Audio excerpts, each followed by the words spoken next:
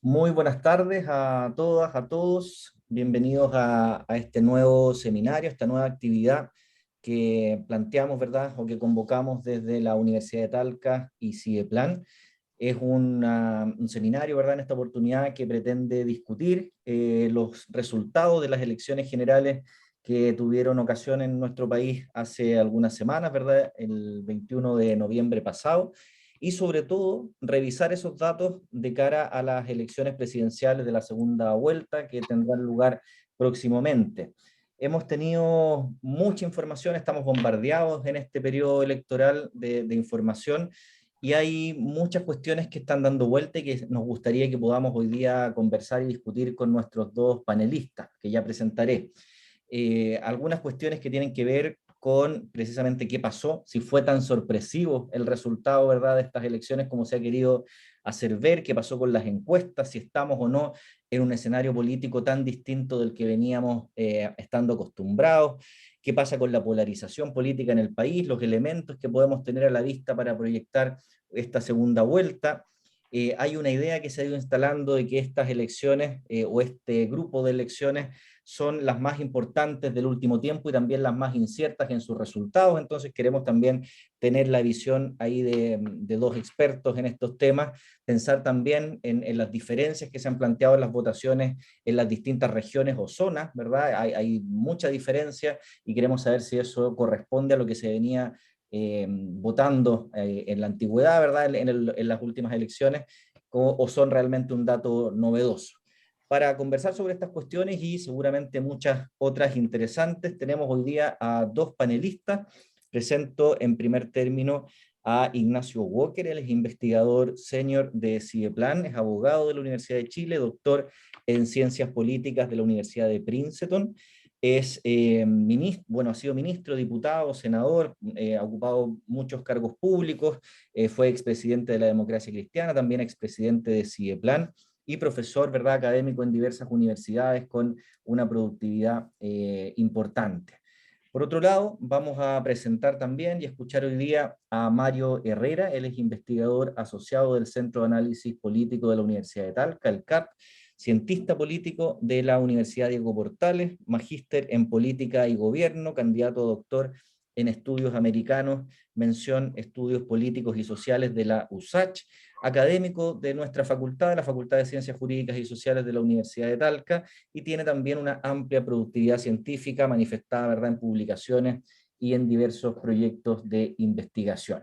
Les damos entonces la bienvenida a todos, a todas a este seminario y vamos a tener una estructura que va a partir, ¿verdad?, con las exposiciones de nuestros invitados. Vamos a partir por Mario Herrera y luego daremos la palabra a Ignacio Walker en unos 15-20 minutos cada uno y después tendremos un espacio para poder tener reflexiones, comentarios y debate sobre lo que ellos nos plantean. Así que, sin más, dejo la palabra al primer panelista, don Mario Herrera, del Centro de Análisis Político de la Universidad de Talca. Mario, tienes la palabra. Sí, perfecto. No, muchas gracias. Agradecer primero las palabras del decano, agradecer también la invitación por parte de CIDEPLAN a exponer un poco sobre las elecciones. Conversábamos algo antes de que entraran todos sobre respecto a este tema de la bolita de cristal. Nosotros ya hace mucho tiempo que perdimos la bola de cristal sobre qué es lo que pasa en las elecciones en Chile, pero sin lugar a dudas los datos nos entregan algunas aproximaciones a qué es lo que eventualmente puede pasar y sacar buenas fotografías de los momentos. Y al final de eso se trata el análisis de las elecciones, se trata de sacar fotografías de momentos que pueden ser relativamente precisas, imprecisas, etcétera, pero que sin lugar a dudas son insumos para la toma de decisiones, son insumos para ver hacia dónde pueden ir los candidatos, dónde tienen espacios de crecimiento, dónde tienen espacios en los que están bien, en los que están mal, etcétera, con qué tipo de electorado les va mejor, con qué tipo de electorado les va peor, y un poco de eso se trata la presentación que voy a hacer ahora, es una presentación fundamentalmente con datos, y la idea es tratar de ir iluminando algunas cosas a ese respecto, dónde les va a mejorar los candidatos, qué es lo que van a tener que enfrentar ellos también con el próximo Congreso. El decano hablaba de que precisamente estas elecciones que pasaron no solamente son relevantes desde el punto de vista de la presidencial, sino que también de la posibilidad de gobierno que tengan hacia adelante. El tema del contingente legislativo va a ser sumamente relevante si nosotros nos quedamos solamente con el contingente que tiene por cada una de las coaliciones. Los dos candidatos es insuficiente para gobernar. O sea, las alianzas y los acuerdos, y eso lo adelanto desde ya, las alianzas y los acuerdos van a ser completamente necesarios en un futuro de gobierno de cualquiera de los dos candidatos que pasaron a segunda vuelta. Y finalmente, algunas reflexiones sobre la participación electoral. Mucho habíamos hablado al principio sobre, antes de esta elección, sobre 3 escenarios potenciales: un escenario en el que esto se iba a parecer más a la votación del plebiscito, otro escenario que se iba a parecer más a las elecciones tradicionales en Chile, y otro escenario que era como una especie de mix entre las dos cosas. Bueno, vamos a ver cuál finalmente de esos 3 escenarios es el que terminó dominando dentro de la elección de la primera vuelta. Y por supuesto también dentro, y eso se me olvidó decirlo, dentro de la composición del Congreso, vamos a reflexionar también sobre algunas innovaciones que habían en esta elección. Por ejemplo, lo del límite a la reelección, que se puso un límite de 2 periodos a la reelección, y ver también en perspectiva de tiempo cómo se han ido dando esto de las leyes de cuotas de candidatas, para ver el efecto que van teniendo en el largo plazo. Ya vimos algún efecto inicial en la elección de 2017, pero hay que ver si eso se mantiene, si aumenta o no aumenta. No les voy a dar la pista antes de presentar los datos, pero de eso se trata un poco, ver cómo esta nueva legislación, cómo estas nuevas instituciones van generando ciertos incentivos a mayor representación femenina y a mayor renovación en la política. Primero, yo no trabajo en encuestas. Yo, como me presentó el decano, yo trabajo en la universidad, pero sí me interesa hacer una especie de reivindicación a las encuestas. En el último tiempo, muy mal se ha hablado de ellas, y uno puede tener ciertos cuestionamientos a la ficha metodológica, a los procedimientos que se utilizan, a la transparencia dentro de las encuestas, y otra serie de cuestiones más que son críticas plausibles, son críticas posibles, pero y se han equivocado hacia atrás, por supuesto, pero si nosotros tomamos los datos y vemos los resultados que indicaban las encuestas versus el resultado final de la elección, vemos que aparentemente en esta primera vuelta al menos las encuestadoras parece que tienen cierto nivel de reivindicación. ¿Sí? Incluso en el candidato Sichel, que es el que más diferencia tiene entre el promedio y el resultado final, uno observa de que, de que en definitiva está dentro del margen de error, está dentro de lo que uno podría esperar. Esto está hecho con la última medición publicada, y eso es importante, porque como en Chile hay un silencio de encuestas, nosotros yo no me voy a referir a las encuestas que se filtraron entre medio. Por supuesto que muchos de nosotros tuvimos acceso a eso, pero me estoy refiriendo solamente al promedio dentro de las últimas encuestas de cada una de estas encuestadoras. Y lo que observamos es que, mirando esto de acá, el resultado es relativamente parecido. La gente que hace encuestas de cara a las primarias, por ejemplo, que fueron los resultados más sorpresivos, dicen que en realidad en el periodo de silencio de encuestas, si uno comparaba las encuestas que se realizaron en ese momento versus el resultado, pareciera ser que era muy parecido el resultado versus la encuesta. Entonces, las encuestas finalmente, ¿qué son? Son fotografías de momentos, que representan cómo la ciudadanía está evaluando o la probabilidad de voto, la intención de voto, etc.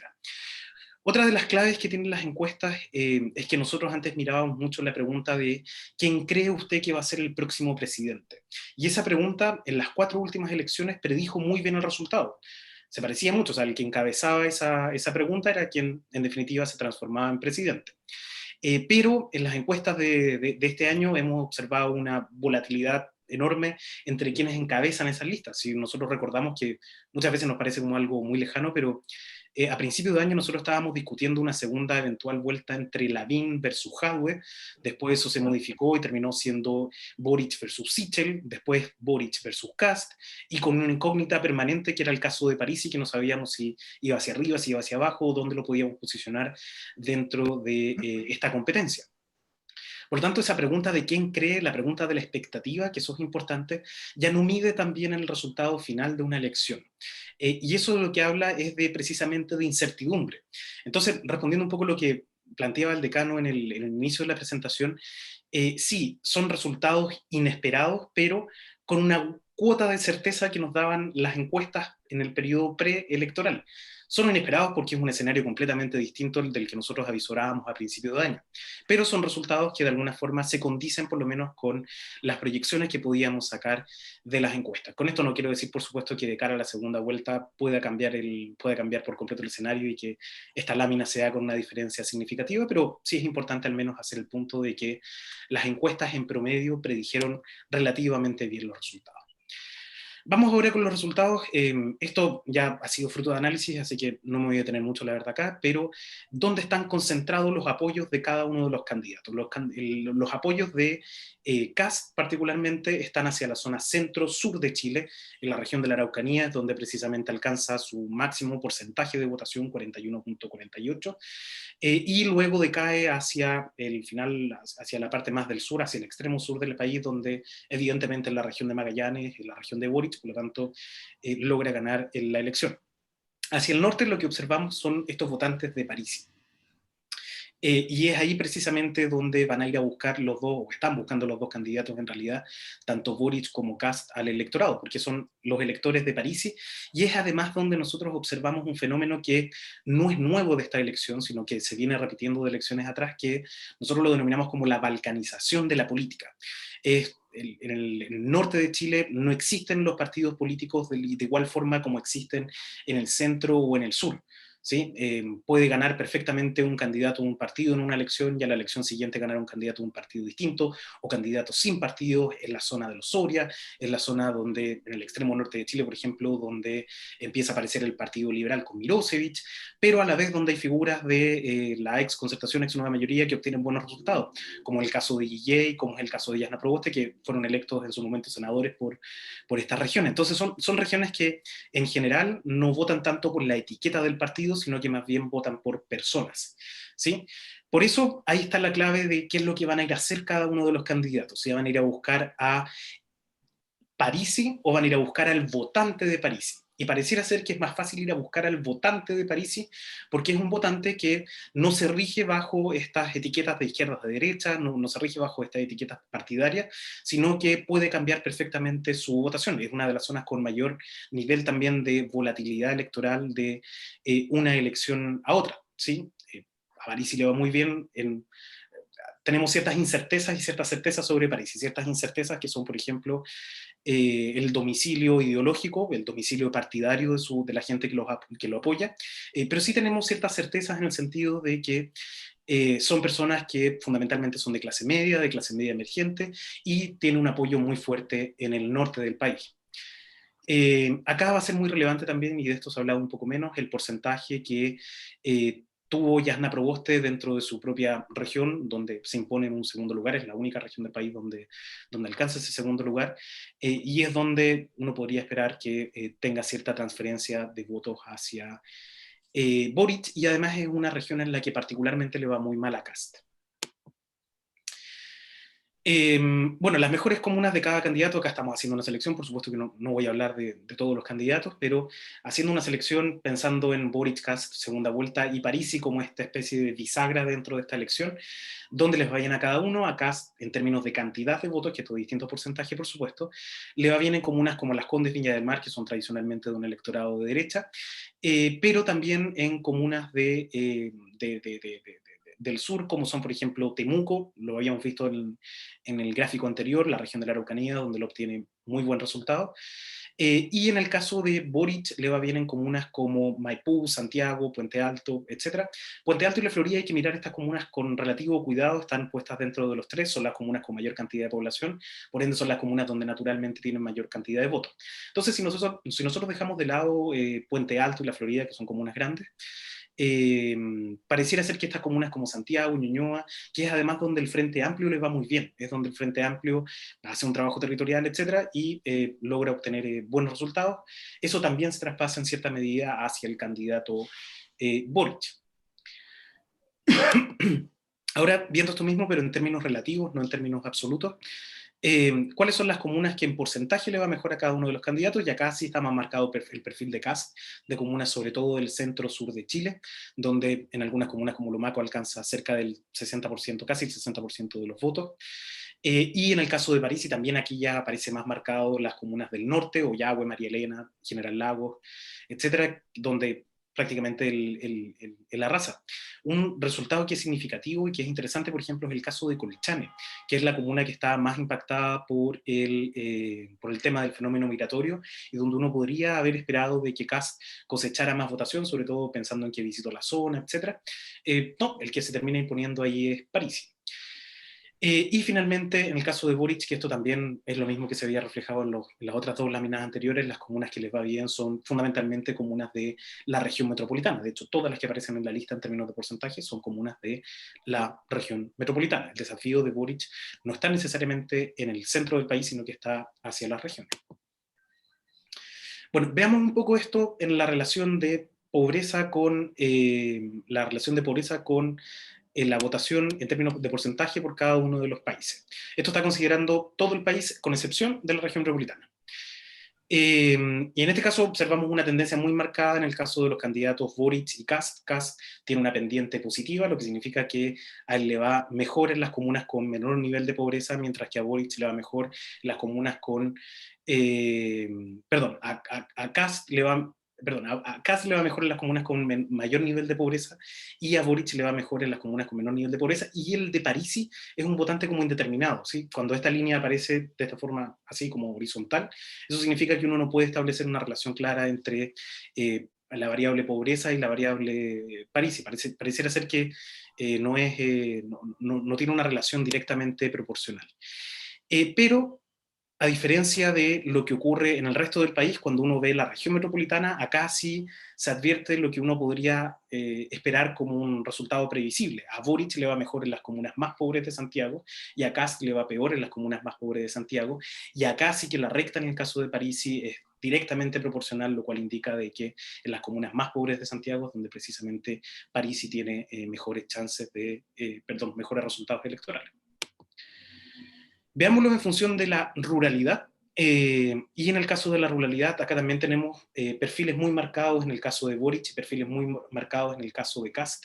Entre más avanzan los niveles entre mayor ruralidad hay, mayor votación hay por Kast, y entre menor ruralidad hay, mayor votación por Boric hay. De lo que habla eso es precisamente de que a Kast le va mejor en los sectores rurales y a Boric le va mejor en los sectores urbanos, eso principalmente considerando la alta votación que tuvo en la región metropolitana. Y en el caso de París se observa una no relación. Estos son los gráficos clásicos donde no hay relación entre las dos variables, tampoco hay un elemento distintivo del candidato, le va bien en comunas con alto o bajo nivel de ruralidad. Y hagamos este mismo ejercicio, pero ya no con variables sociodemográficas, sino que en variables más bien electorales, con el porcentaje del apruebo y el rechazo, ya casi que es muy, muy marcado. O sea, en el caso de Kast le va mejor en las comunas donde le va mejor al rechazo, y en el caso de Boric le va mejor en las comunas donde le va mejor al apruebo. Si hay una tendencia ahí muy clara, y en el caso de Parisi esto pareciera ser que es indistinto nuevamente. Pareciera ser que tampoco podemos identificar al votante de Parisi como un votante del apruebo o como un votante del rechazo, sino que más bien parece que estas dos variables no están relacionadas entre sí. Esa es la dificultad de Parisi, y por eso es que los dos candidatos están tratando de ir a buscar esos votos, porque son votos difíciles de caracterizar, son votos que no caracterizamos bien por pobreza, con excepción de la región metropolitana, son votos que no caracterizamos bien en función de la ruralidad, y tampoco los podemos clasificar bien en esta función del apruebo versus el rechazo. Donde sí podemos clasificar bien a Parisi es en función de su propia coalición. Y eso es un síntoma de algo importante, y es importante para nuestra democracia, que es el hecho de que Parisi no solamente se está quedando como un candidato, sino que además está logrando institucionalizar su candidatura a través de un partido. De hecho, a la zona donde le va bien a Parisi es la zona donde también el partido de la gente le va bien, donde los candidatos de su propia lista obtienen un buen resultado. Y eso es un síntoma positivo porque habla de institucionalización, no solamente hablar de liderazgo en específico, sino que también de que se están conformando un partido político detrás, que eso es importante.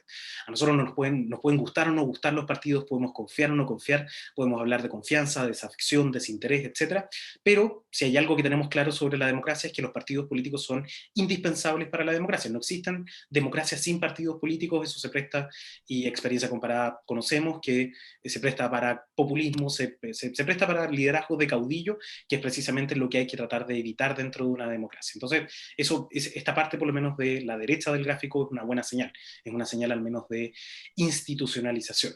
Y cuando uno compara Boric y Kast, uno observa que hay una mayor correspondencia en el caso del votante de Boric con respecto a la coalición, con respecto a Apruebo Dignidad.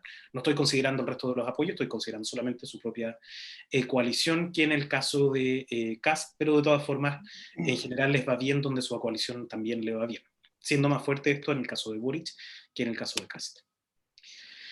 Bueno, esto después se los voy a mostrar con unos gráficos mucho más visualmente atractivos, pero me interesa de esta lámina que se fijen en este punto de acá. Porque al igual que en el año 2017, este nuevo sistema electoral generó ciertos cambios dentro de la conformación del Congreso. Muy a grosso modo, la idea de un sistema electoral de un sistema electoral proporcional es que el porcentaje de votos sea lo más parecido al porcentaje de escaños, ¿sí?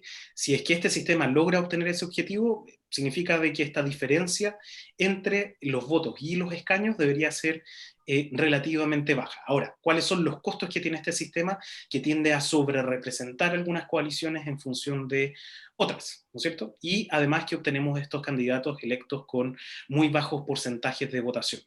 Ahora, en términos generales y sin ver algunos casos en específico, como por ejemplo es el caso del nuevo pacto social, que queda sobre representado, y como es el caso de Chile Podemos Más, que son las coaliciones grandes tienden a obtener una sobre representación, mientras que las aventuras de partidos que no van en listas tienden a quedar subrepresentados, como es el caso ahí del Partido de la Gente, que obtiene casi 5% menos de los votos en función de los escaños que obtuvo. ¿Sí? Entonces, ¿cuál es la lección acá? Y que creo que gran parte de los partidos además la entendieron, es de que este sistema lo que premia es la unidad. Entre más entre más partidos tenga la coalición, entre más partidos tenga el pacto, más chances hay de lograr aumentar este número de acá, aumentar la diferencia entre los votos y los escaños, pero esto sin lugar a dudas es mayor que en el caso del sistema binominal. Logramos la representación de más de dos coaliciones y el porcentaje de votos se tiende a parecer relativamente al porcentaje de escaños. Ahí es donde a los sistemas electorales tenemos que juzgarlos no si son buenos o si son malos, sino que en función de los resultados esperados. Y este sistema electoral produce los resultados esperados, produce que esa diferencia entre el porcentaje de votos y el porcentaje de escaños sea lo mínimo posible, incentivando además la formación de coaliciones. ¿Sí? Entendiendo que las coaliciones también, por la capacidad de llegar a acuerdos, de generar acuerdos, son beneficiosas para la democracia. Este es un tema que va a ser crítico, y esto ya lo adelantaba un poco, el contingente legislativo del presidente. Yo creo que no hay espacio de duda acá, cualquiera de los dos tiene que formar coaliciones, es imposible gobernar solamente con su propia coalición, y ahí tenemos que tener cuidado también porque se están formando muchas coaliciones que son pactos electorales, pero no necesariamente se tienen que transformar más adelante en pacto de gobierno, y eso ocurre para los dos candidatos. Entonces, los dos candidatos van a tener un congreso minoritario, tanto en la Cámara como en el Senado, que es la lámina de acá. Ahora, hagamos un ejercicio un poco de simulación, un poco de ficción. ¿Qué es lo que pasaría si es que nosotros sumamos hacemos un escenario de la izquierda unida y hacemos un escenario de la derecha unida, un escenario de la derecha unida con Chile Podemos Más y el Frente Social Cristiano, y un escenario de la izquierda unida juntando a Pro Dignidad, Dignidad Ahora, Nuevo Pacto Social y el Partido Ecologista Verde? Si el escenario de la izquierda unida es más favorable para Boric que el escenario de la derecha unida, ¿sí? Con la derecha unida no alcanzan a obtener la mitad de los escaños dentro del Congreso, mientras que el escenario de la izquierda unida sí les otorga esa mitad. En el caso del escenario de la derecha unida, si es que eventualmente ganara Kast, va a tener que dialogar con estos escaños que son hay un escaño que es de Centro Unido y estos escaños del Partido de la Gente, y eventualmente con eso poder construir alguna mayoría. Ya acá ni siquiera estamos hablando de quórum supramayoritario, de 2/3, 4/7, etc. Estamos hablando solamente de la suma de la derecha unida, dos escenarios, por supuesto que hipotéticos. Y en el caso del Senado, se repite lo mismo, esto ya lo habíamos adelantado, en el caso de Kast tendría uno de los 50, esto no está considerando los electos, sino que la conformación del Senado, incluyendo los que fueron electos en el año 2017, tendría uno de los 50, y en el caso de Boric tendría 5 de los 50, eso es ingobernable para cualquiera de los dos, necesariamente van a tener que alcanzar, van a tener que hacer pactos, van a tener que formar acuerdos con otros sectores políticos. Llegamos al mismo ejercicio sumando la izquierda unida y la derecha unida, y acá es donde se revierte un poco la situación de la Cámara. Aquí es donde eventualmente un potencial gobierno de Kast con una derecha unida podría obtener al menos la mitad de los escaños, y en el caso de la izquierda unida eso no ocurre. Veamos algunas otras claves sobre la elección legislativa, la renovación. Recordemos que para esta elección se instauró el límite de la reelección, no podían ser electos diputados y senadores con más de 2 periodos, y eso lo que repercute en este número de acá, que es el porcentaje de diputados que buscaba la reelección. En este caso era solamente el 58%, en contraste con el casi 3/4 de los diputados que la buscaba con anterioridad. ¿Y cuántos logran de ellos la reelección? También es un porcentaje menor que en el caso de las elecciones anteriores. Eso es síntoma de cierto nivel de renovación, al menos en el caso de la Cámara de Diputados. Y otro dato que es interesante, que es la representación femenina. Mucho se habla de que, claro, existen dos formas de aumentar la representación femenina. Una es la que tuvimos en convencionales, que tiene un efecto que es mecánico, o sea, que solamente con la instauración de una ley tenemos como resultado la paridad de género, versus otro escenario o otra posibilidad, que es la ley de cuotas a candidatas. Y lo que muestra la tendencia, y eso no solamente es en Chile, sino que en el resto de los países, cuando se instauran estas leyes de cuotas a a candidatos, en el largo plazo se va alcanzando esta paridad de género. Y miren cómo hemos aumentado la representación femenina. Esta ley es la segunda vez que se aplica, aumentó en el año 2017, y en el año 2021 ya al 35.5%, y esto de lo que habla, por supuesto, es de que los partidos políticos de alguna forma tuvieron que ir a buscar liderazgo femenino, ¿sí? Y esos liderazgos femeninos además han ido aumentando en términos de elegibilidad. También tenemos ciertos datos que muestran solidaridad femenina y una mayor alta tasa de participación en las mujeres en contraste con los hombres. Por lo tanto, los partidos políticos de alguna forma y las listas se dieron cuenta de que era rentable, entre comillas, presentar candidatas mujeres. Y finalmente algunas reflexiones sobre la participación electoral. Acá habíamos dicho que teníamos tres escenarios de cara a esta primera vuelta. Un escenario en el que esto se iba a parecer a la elección del plebiscito, donde apareció 1 millón de nuevos votantes, personas que no habían votado con anterioridad. Un segundo escenario que era que esto se pareciera a la elección a las elecciones tradicionales en Chile a nivel nacional, donde la participación está marcada por este sesgo de clase y este sesgo etario. Las personas más ricas votan, o sea, las personas que viven en comunas más ricas votan más que las personas que viven en comunas más pobres. Y un tercer escenario que era una especie de mix entre los dos, donde iba a ser como una especie porque en el plebiscito dejaron de votar las personas de mayor edad, votaron más jóvenes, entonces podíamos anticipar un escenario que era el escenario más optimista, con una alta participación tanto en los jóvenes como en las personas de mayor edad, y tanto en las personas que viven en comunas más ricas como las que viven en comunas más pobres. Lo que termina pasando es esto. Volvemos al escenario de una elección tradicional en Chile, donde la participación electoral está marcada por el sesgo de clase. Las comunas con mayor nivel de participación electoral son las Condes, Vitacura, Lo Barnechea, y las más bajas son Puente Alto, La Pintana, Los Espejos, San Ramón y El Bosque. En la misma línea con lo anterior, estos gráficos muestran esa tendencia. Esto es claro ahí de que a la medida en que aumenta el porcentaje de pobreza, disminuye la participación electoral, y algo parecido pasa con la ruralidad. Y esto en particular es un efecto que se ha ido acentuando en las últimas elecciones. Antes no era tan así. Antes las zonas rurales tenían más alta tasa de participación electoral, y con el tiempo eso ha ido disminuyendo. Y finalmente, para ver esto, y acá es donde se produce una especie de paradoja que yo creo que todavía falta hilar un poco más en los datos, ¿a qué se parece más esta elección? ¿A qué se parece más la participación en esta elección? ¿Si a la elección del plebiscito o a la de los convencionales? Y lo que observamos es que en términos de participación se parece más a la del plebiscito que a la de convencionales, aun cuando en términos de composición se parece más a la de convencionales o a una elección tradicional en Chile que a la elección del plebiscito. Ahí hay que hacer un análisis un poquitito más detallado para poder ofrecer una explicación a esto, pero por lo menos lo planteo como una paradoja que por supuesto que es interesante.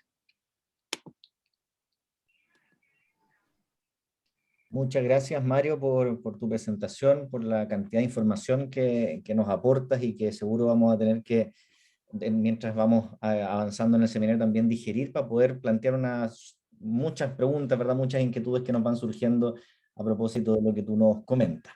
Pero vamos a continuar ahora dando la palabra a nuestro segundo panelista, a Ignacio Walker de CIEPLAN, que también nos dará su visión respecto de los resultados y del escenario político que queda tras la elección general, ¿verdad?, de noviembre, y cómo proyectamos también esta elección de un par de semanas más del 19 de diciembre, la segunda vuelta presidencial.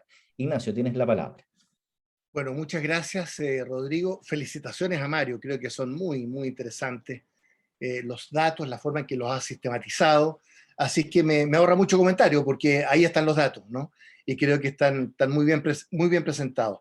Yo voy a hacer tal vez un análisis un poco más político, un poco más de ciertas tendencias, y tal vez me voy a concentrar un poco más en la centroizquierda, ¿eh?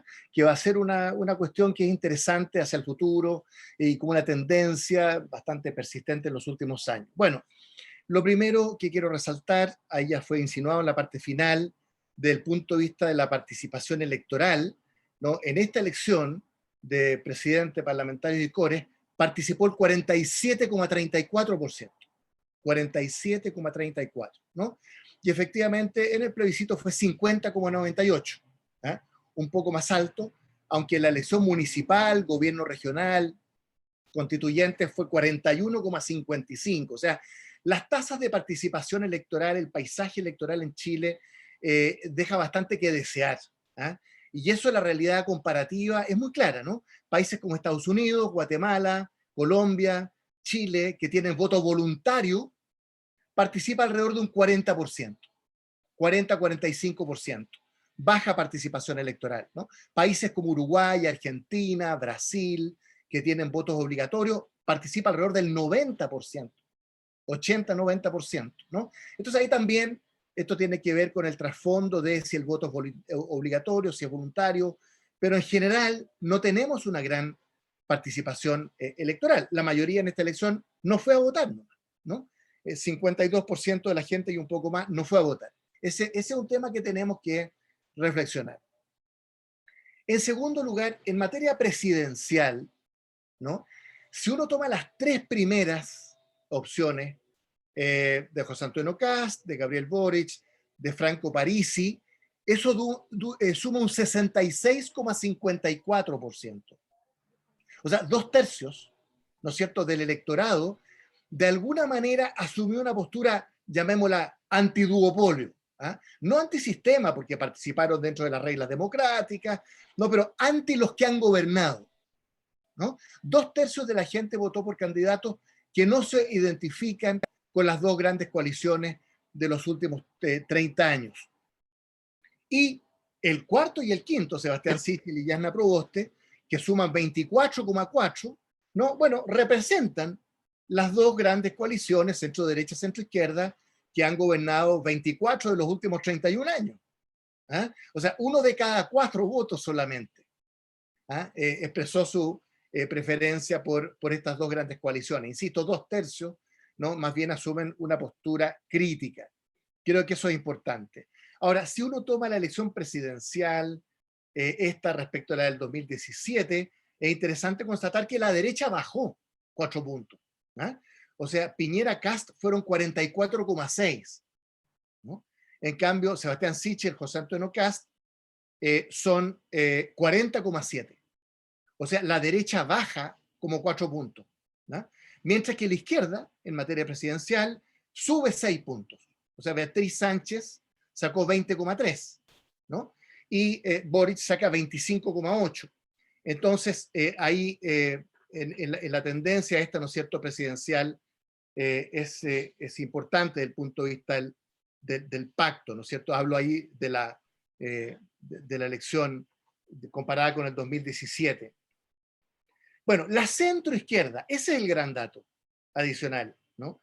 La centroizquierda de Goich-Guillé sacó 28,6%, ¿no? La centroizquierda en esa época. Y ahora Jasna Proboste saca 11,6%. 11,6% la candidata de la centroizquierda.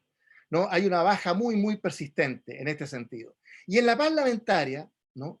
El Senado, aquí muestra un empate, ya hablaré sobre eso muy importante, 25-25, ¿no? 25 senadores de la derecha, 25 senadores de la izquierda, centroizquierda, independientes. Hay un empate, hay un mayor equilibrio político, ¿no? Pero el nuevo pacto social, la centroizquierda, ¿no? Tiene 15,59%. 15,59%, ¿no? Versus 34%, y por lo tanto hay una disminución en la centroizquierda en materia senatorial muy importante. ¿Y para qué decir que es donde se mide más decididamente, ¿no es cierto? Porque lo otro tiene una renovación parcial. En la Cámara de Diputados, la centroizquierda obtiene 17,16%. La centroizquierda, contra 31% el año 2017. ¿Ah? O sea, es casi la mitad. Es un dato muy significativo. ¿Ah? Y eso es algo que yo creo que tenemos que tomar en cuenta en lo que se refiere a la Cámara de Diputados, ¿no? La derecha tuvo 36,68 versus 39 que había obtenido hace 4 años. La izquierda 20,94 versus 13% que había tenido hace 4 años. Y por lo tanto, la gran noticia aquí, del punto de vista presidencial, Yana Proboste salió quinta, con cerca de un 12%, senatorial, ya di los números, y diputados, ¿no? En que la centroizquierda, insisto, baja de 31 a 17%, es un dato muy, muy importante. ¿Y para qué decir la democracia cristiana? ¿No? La democracia cristiana saca 4,19%, 8 diputados. ¿Ah? Hace 4 años había elegido 14, y hace 8 años, yo era presidente del partido hasta el 2015, teníamos 21 diputados, hace 6 años. ¿Ah? Entonces la democracia cristiana bajó de 21 diputados, con el 15% de los votos, a 14, ¿no? Y de 14 a 8, con el 4,19%. O sea, si la realidad de la centroizquierda es muy brutal en su caída, la de la democracia cristiana es particularmente brutal y significativa, ¿no? Bueno, entonces, eso con los datos respecto a la Cámara de Diputados. La derecha tiene 68 diputados con un 43,9%, ¿no? Y si la izquierda y la centroizquierda se suman, cosa que no está tan clara, ¿no? Tiene 47,8%, ¿no? Un poco más en la Cámara de Diputados, pero recordemos que la derecha y el resto es 25-25 en el Senado. También hay un dato interesante: en la centroizquierda, la lista, ¿no es cierto?, de parlamentarios sacó 270.000 votos más la centroizquierda que en la presidencial, lo que es lógico porque una parte importante del electorado socialista votó Boric, ¿no? Más que Jasna Proboste. ¿Ah? Y ese dato es muy importante: 270.000 votos más, ¿ah? En la parlamentaria, diputados, en relación a la presidencial. Entonces termino con algunas tendencias. Primero, el equilibrio político parlamentario. Desde el punto de vista de la gobernabilidad democrática, eso es muy importante, ¿no? 25-25 en el Senado, un relativo equilibrio político, ya lo dije, en materia de Cámara de Diputados, aunque no está claro que se suma automáticamente la izquierda con la centroizquierda. Esa es una primera tendencia importante. Segundo, pensando ahora en la segunda vuelta presidencial, un cuasi empate presidencial, ¿no? Ahí conocimos también algunas encuestas en días pasados con una leve ventaja para Boric respecto de Kast. Entonces, ¿esto va a revivir alguna suerte de equilibrio catastrófico de un país, un Senado, virtualmente una Cámara entre dos mitades? El equilibrio catastrófico lo utilizó Tomás Mulián para los 3/3, ¿no es cierto? A comienzos de los años 70, fin de los años 60. ¿Qué pasa con un país de dos mitades? Ahora, lo que está ocurriendo ahora, con mira a la segunda vuelta, es un movimiento hacia el centro, muy claramente, ¿no? En la candidatura de Kast, pero sobre todo en la de Boric. O sea, el documento de ayer de Seis Carillas, del Consejo Asesor Económico de Boric, ¿no? Y lo que hemos visto hoy día en materia programática, es una clara tendencia hacia el centro. Ahora, ¿esta es una acomodación táctica, oportunista, electoralista, o desde las convicciones? Ese es un tema muy importante a resolver. Claro, se trata de ganar la segunda vuelta electoral, pero ¿hasta qué punto es táctico? ¿No es cierto? ¿Hasta qué punto es desde las convicciones? Entonces, primero, equilibrio político parlamentario. Segundo, cuasi empate presidencial con esta tendencia al centro, al voto moderado, a lo que Christian Barken llama los amarillos. La tercera tendencia es la increíble proliferación y fragmentación partidaria. Hoy día tenemos 25 partidos políticos legalmente inscritos, 15 con representación parlamentaria. Desde el 11 de marzo van a ser 21.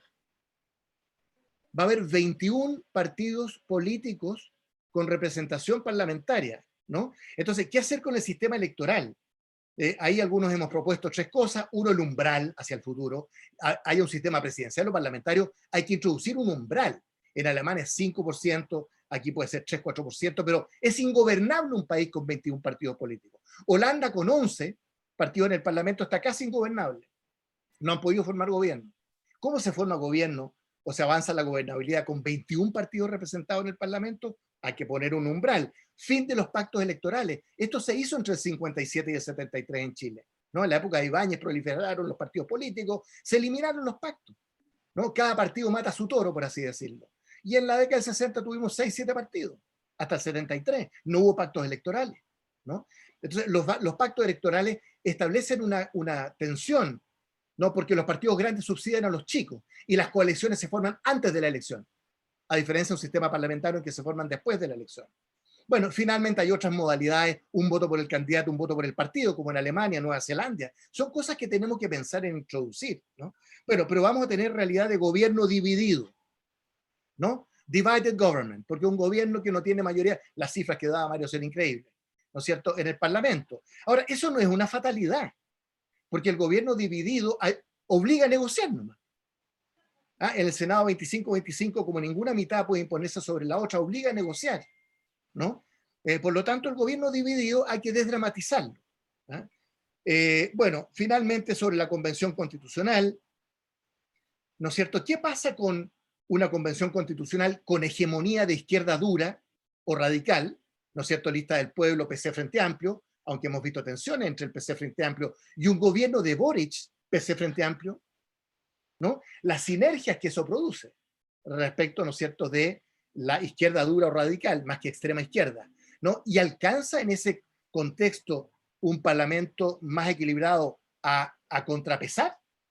Ahí hay una duda, ¿no es cierto?, muy importante. Bueno, entonces los efectos de la elección presidencial y parlamentaria y Kast y Boric sobre la Convención Constitucional son importantes. ¿Seguirá esta como si nada, la Convención Constitucional? Bueno, ya hay cambios brutales. Olvídense de los plebiscitos dirimentes, por ejemplo. Se acabó eso, ¿no? Esa discusión.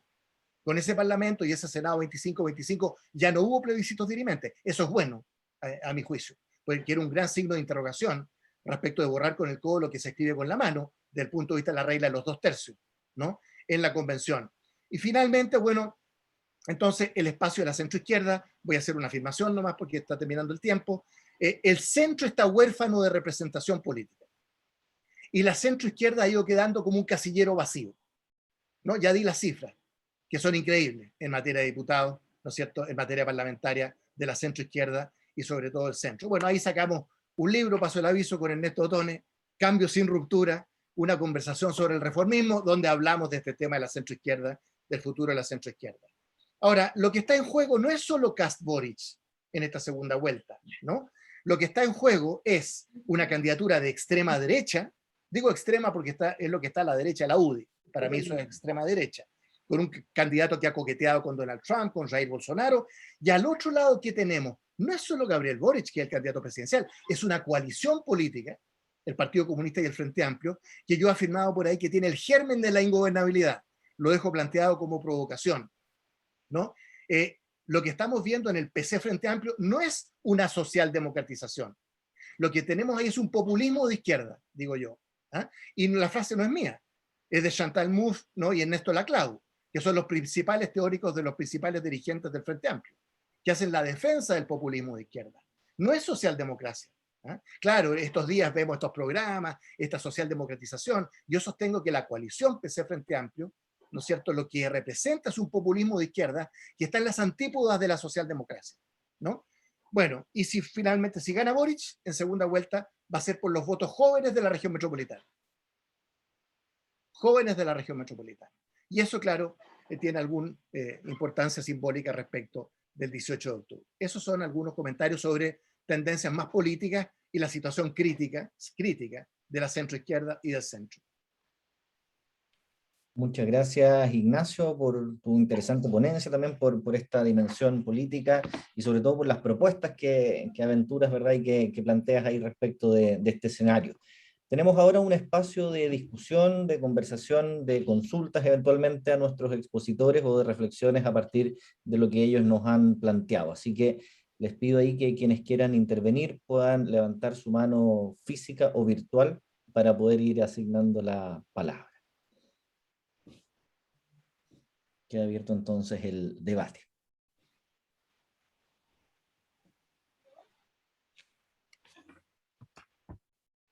Va darle la palabra a don Patricio Meller, que debería poder abrir tu micrófono ahora, Pato. Sí. Sí, tengo una pregunta. Primero quería felicitar a Mario por su excelente presentación y a Ignacio por los comentarios o presentación también, pero a los dos quisiera preguntarle algo usando la referencia que hace Ignacio, es por qué el casillero de la centroizquierda queda casi vacío, o por qué se desfondó la centroizquierda.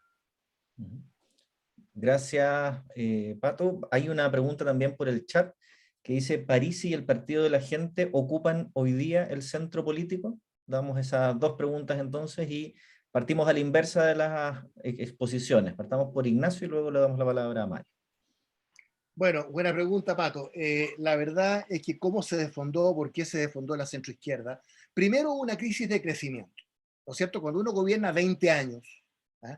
Para referirme solo a los gobiernos de la concertación, la nueva mayoría tuvo un cierto matiz distinto con la incorporación del Partido Comunista, pero seguía siendo matriz centroizquierda. Bueno, evidentemente que había una crisis de crecimiento. ¿Y cuál fue la respuesta del país? La alternancia en el poder, que es un gran principio democrático, ¿no? Bachelet Piñera, eso fue de alguna manera una de las consecuencias. Entonces, crisis de crecimiento, desgaste en el ejercicio del poder, 24 de los últimos 31 años, pero hay otro tema que es mucho más importante, Pato, que es el momento mismo, que ya lleva varios años, ¿no? En que la centroizquierda reniega de su obra. ¿Ah? Si los partidos de la centroizquierda y del centro reniegan de su obra y la democracia cristiana abandona el centro, ¿no? Es como dispararse en los dos pies. O sea, ¿por qué yo habría de votar por una centroizquierda que reniega de su pasado, de su historia, de la concertación, que a mi juicio son los mejores 20 años del último siglo, ¿no? Entonces, de alguna manera, esta centroizquierda fue entrando, ¿no es cierto?, en una crisis de pánico, ¿ah? En una contradicción vital, no sé cómo llamarlo, ¿ah? Y al final, se terminó sumando a la consigna. No son 30 pesos, son 30 años. ¿Ah? Y muchos dirigentes de la democracia cristiana y la centroizquierda, bueno, empezaron a repetir esta consigna, ¿no? Y a decir que lo que habíamos hecho es administrar el modelo neoliberal heredado de la dictadura. O sea, ¿por qué la gente habría de votar por nosotros? Yo soy parte de ese espacio político, ¿ah? Con todo ese antecedente previo. ¿Ah? Bueno, y si el Partido de la Gente es el centro, lo vamos a ver, no sabemos. Es bastante heterogéneo, yo conozco a algunos de esos diputados, como Gaspar Rivas, en fin. Vamos a ver la relación entre Parisi y la lista parlamentaria. Con 6-7 diputados se pueden hacer cosas. Bueno, yo creo que sí, de alguna manera, esa lista está más hacia el centro que hacia los polos, ¿no? Porque la crítica del Partido de la Gente y Parisi es a la derecha y la izquierda, ¿no? Explícitamente, ¿no? Y eso, por supuesto, tiene que ver con un cierto espacio muy heterogéneo. No sabemos mucho en qué consiste de lo que van a hacer esos 6-7 diputados del Partido de la Gente, que es el kingmaker, como dice aquí, ¿no es cierto? Es el gran elector en esta elección. Por eso la disputa entre Kast y Boric respecto a ese electorado. Gracias, Ignacio. Vamos a darle la palabra ahora también a Mario para que pueda comentar sobre estas dos preguntas. Y se agrega una por aquí que me llega directo, que dice, bueno, ¿cómo explica, particularmente una afirmación de Mario, que sea el Partido de la Gente el que está logrando institucionalizar o capitalizar institucionalmente esta nueva realidad cuando efectivamente el discurso es contra los partidos? Sí, con respecto a la primera, yo adhiero a la tesis del pánico, por decirlo así, de Ignacio. Creo que ahí hay un error que nosotros en ciencia política lo conocemos como la congruencia programática. Hay un error de lectura entre lo que la élite política y la ciudadanía están pensando. En el escenario post-estallido social, lo que se pensaba era que en el fondo la ciudadanía se estaba polarizando, la ciudadanía se estaba yendo a los extremos, se estaban aumentando las posiciones de izquierda y las posiciones de derecha, y en las encuestas inmediatamente posterior al estallido social eso efectivamente es así. La gente de alguna forma se estaba polarizando y se estaba vaciando de alguna forma este centro político en Chile. Pero conforme más nos vamos alejando del estallido social, más volvemos a un escenario en términos de preferencias parecido al escenario pre-estallido social, o sea, con una ciudadanía fundamentalmente moderada, más de centro que de izquierda y de derecha, como un poco esto que parecíamos yendo hacia los 3/3, de alguna forma volvimos hacia un centro mayoritario en Chile.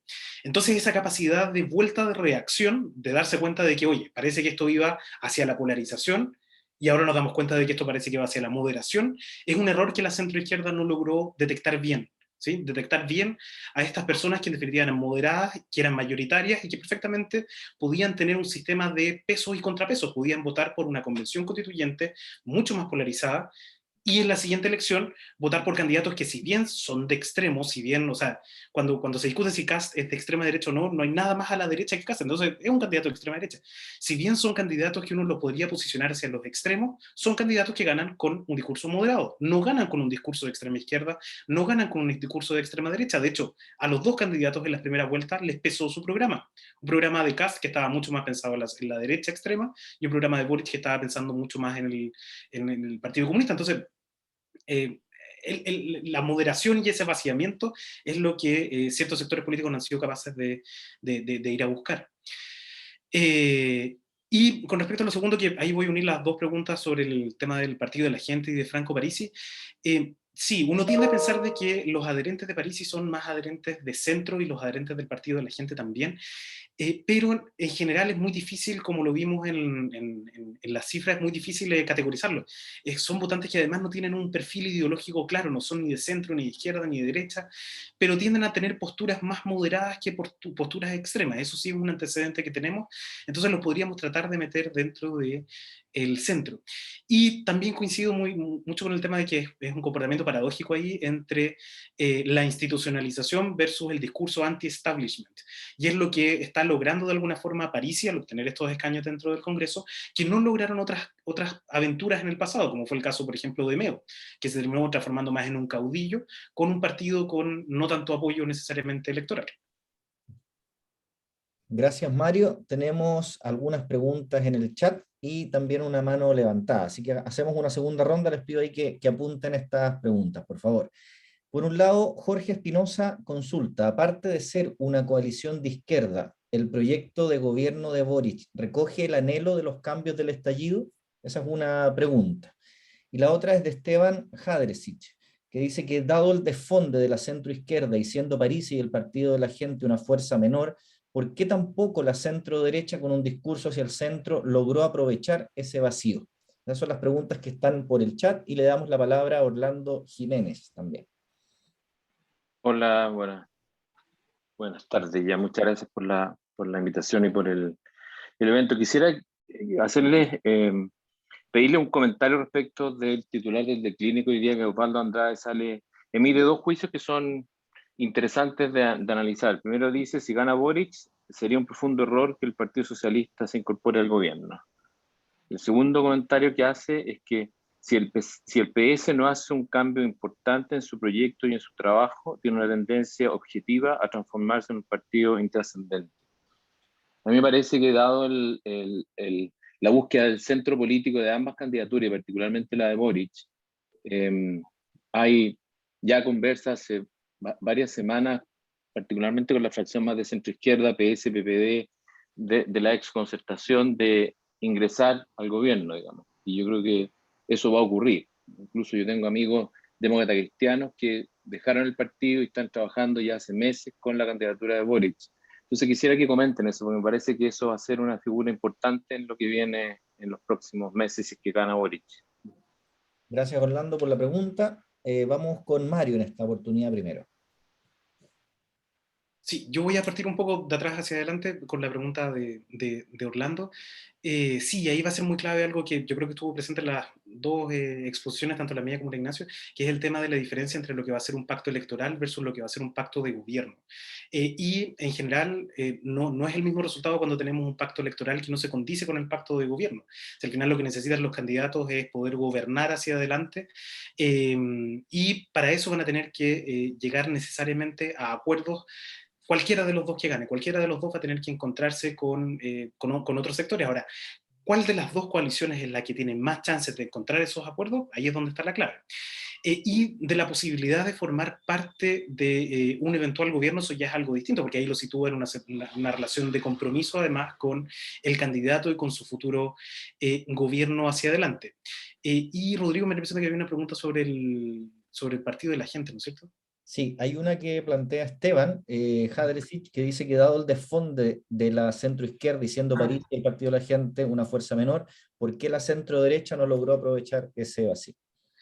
Sí, la centro-derecha no logra aprovechar ese vacío porque precisamente tiene un discurso que es, el discurso de París es un discurso anti-establishment, y en la medida en que en el último trazo de la campaña se comienza a desfondar la candidatura de Sichel y esos apoyos se van hacia la candidatura de Kast, el candidato ya no era un candidato anti-establishment. Kast ya no podía decir que no representaba a los partidos porque tenía el apoyo de los partidos de la coalición.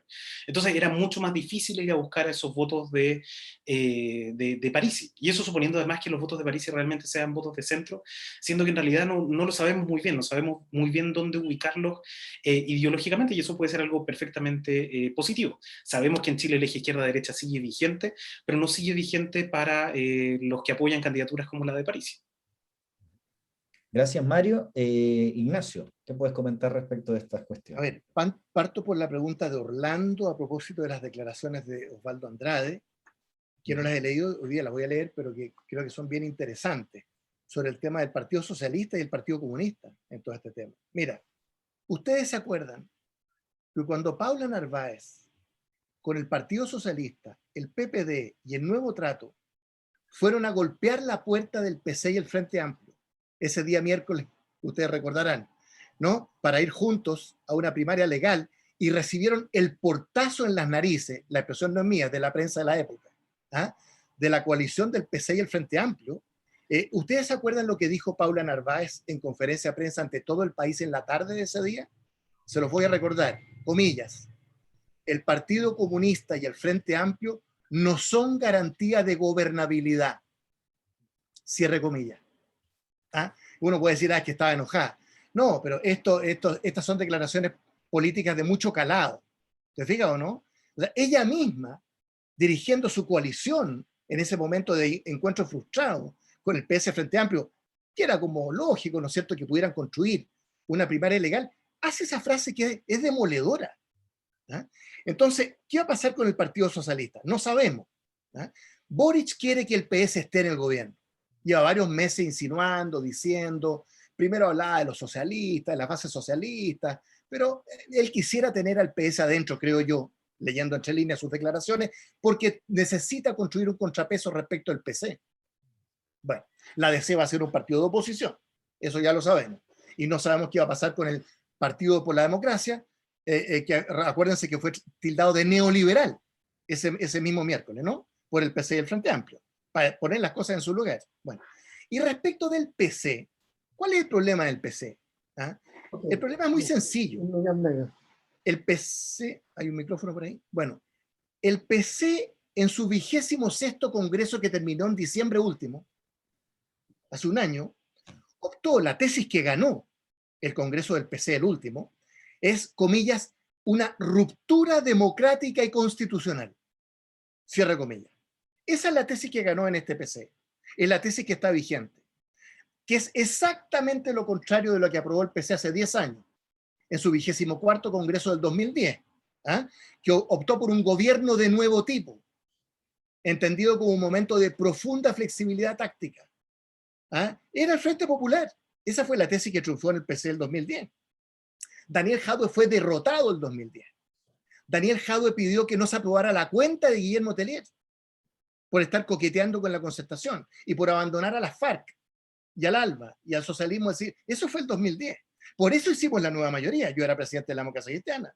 ¿Ah? Porque el PC venía vislumbrando, insinuando una estrategia tipo Frente Popular. Bueno, hoy eso cambió radicalmente desde el estallido social del 18 de octubre. Yo creo que el PC en esa época vio, octubre, noviembre, una suerte de situación prerevolucionaria, tenía un entusiasmo desbordante, y las conclusiones de este Congreso, ¿no?, nos hablan de un PC que tiene una tremenda involución, yo creo. Entonces, yo he dicho por ahí que esta alianza PC Frente Amplio contiene el germen de la ingobernabilidad. Recordemos que el Convergencia Social le quitó el piso a Boric, el momento más importante de Chile de los últimos 2 años, el 15 de noviembre. Lo dejó solo. Boric tuvo que firmar solo, Gabriel Boric.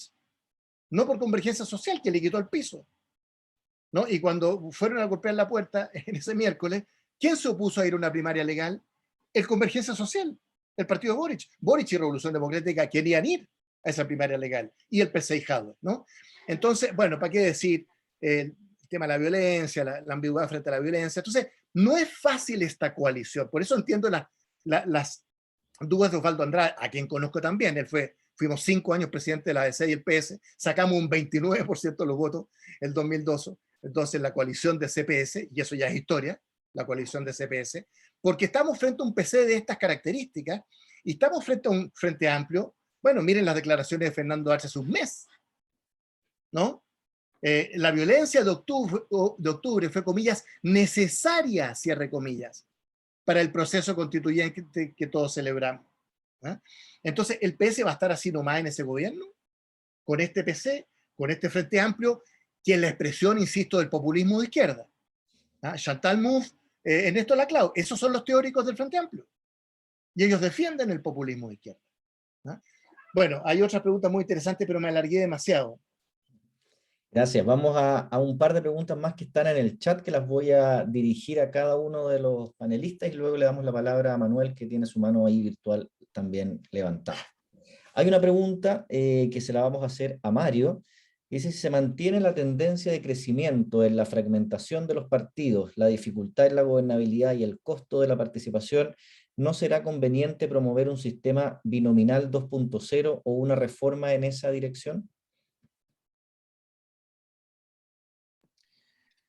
Sí, dijimos en su momento que los sistemas electorales no son ni buenos ni malos, producen ciertos efectos, ¿sí?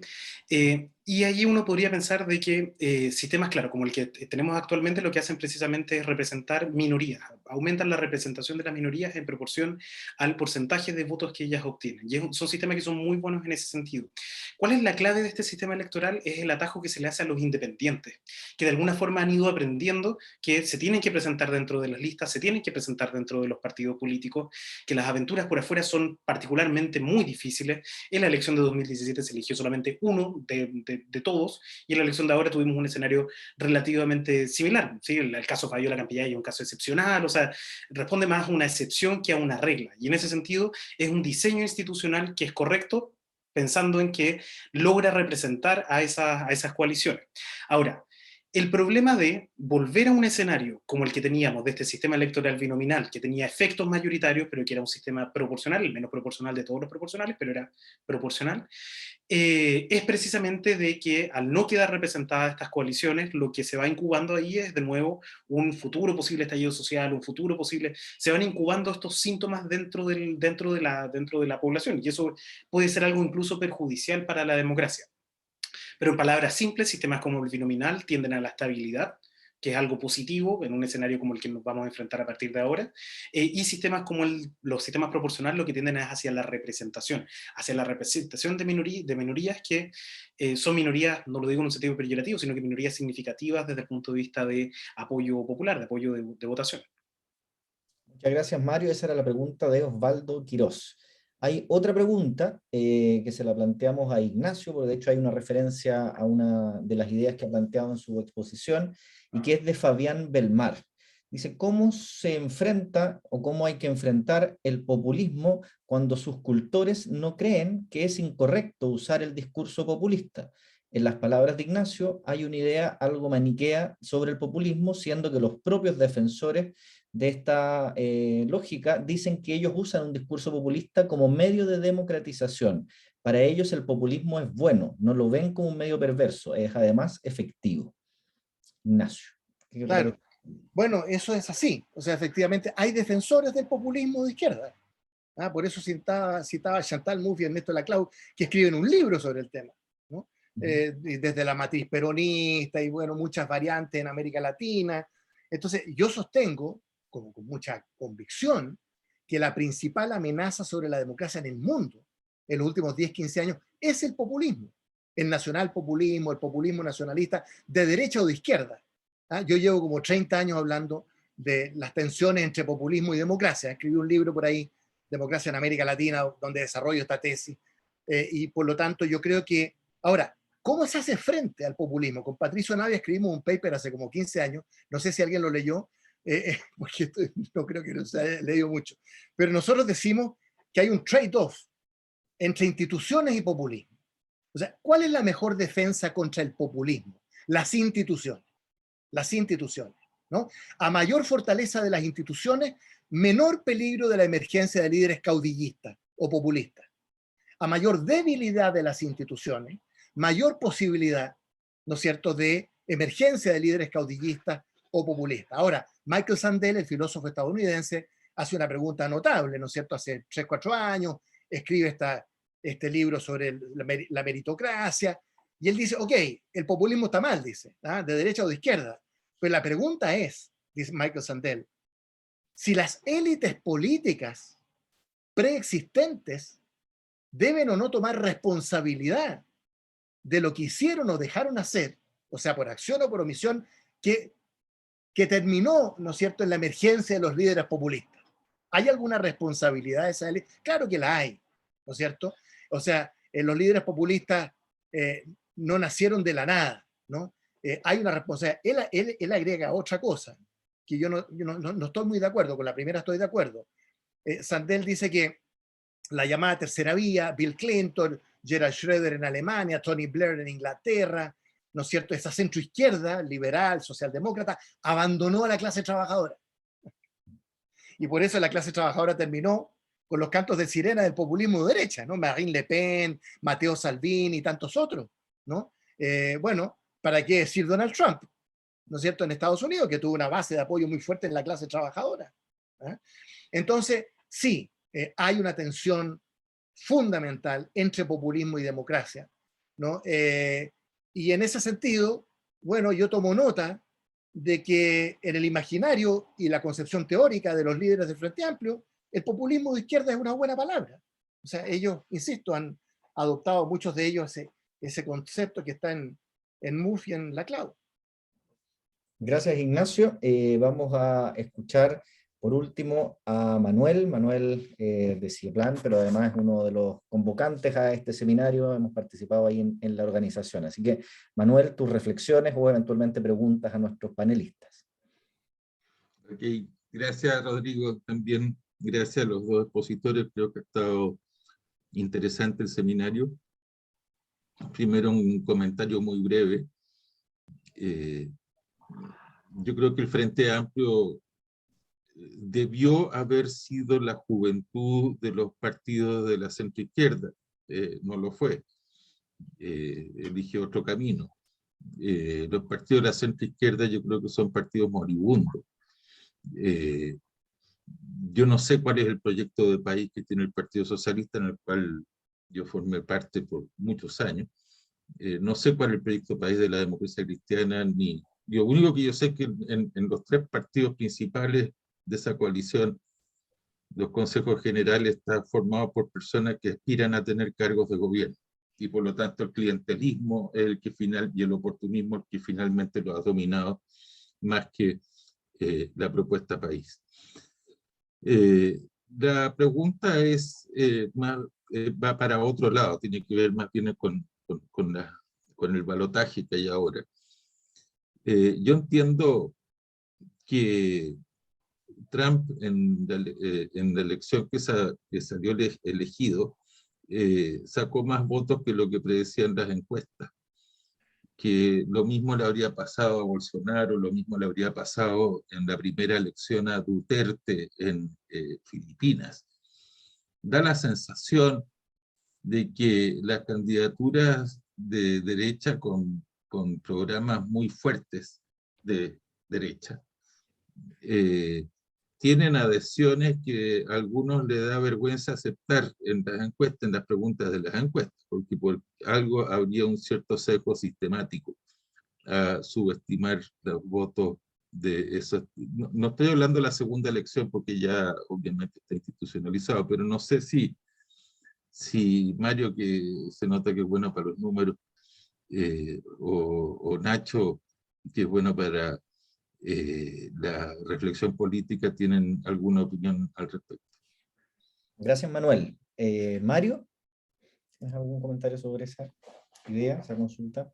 Sí, no, efectivamente existen, por lo menos, bueno, existen muchos fenómenos de opinión pública que se dan dentro de las encuestas, pero uno de los principales es lo que se denomina la espiral de silencio, que es este miedo a dar la opinión sobre cosas que la gente percibe que son impopulares. O sea, por ejemplo, no sé, es socialmente aceptado de que la democracia es la mejor forma de gobierno, entonces, aunque una persona prefiera otra forma de gobierno, va a responder siempre eso dentro de la encuesta porque es algo que es socialmente deseable, que es algo que forma parte como del imaginario colectivo, una cosa así.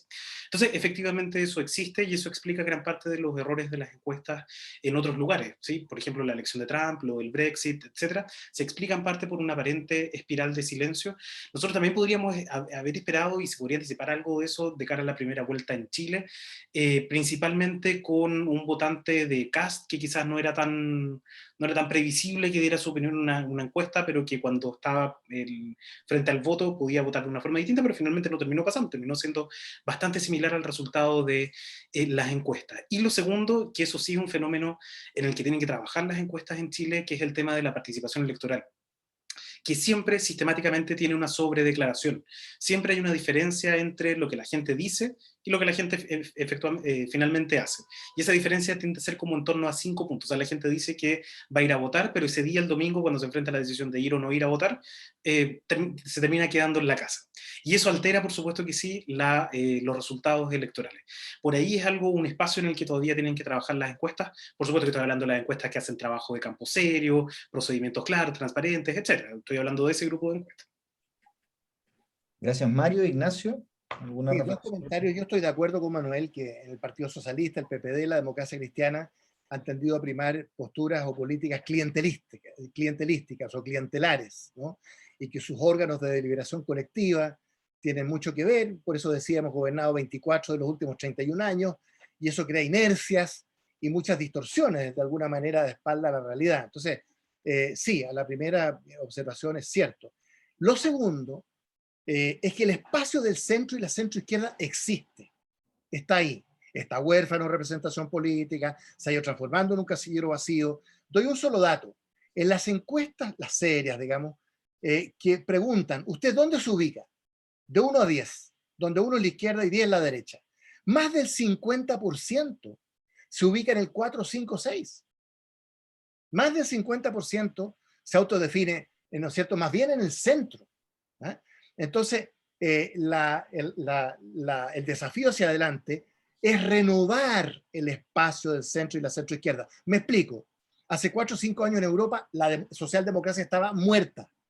La cantidad de artículos, expertos, libros, estoy viendo una tapa del Economist, se acabó la socialdemocracia.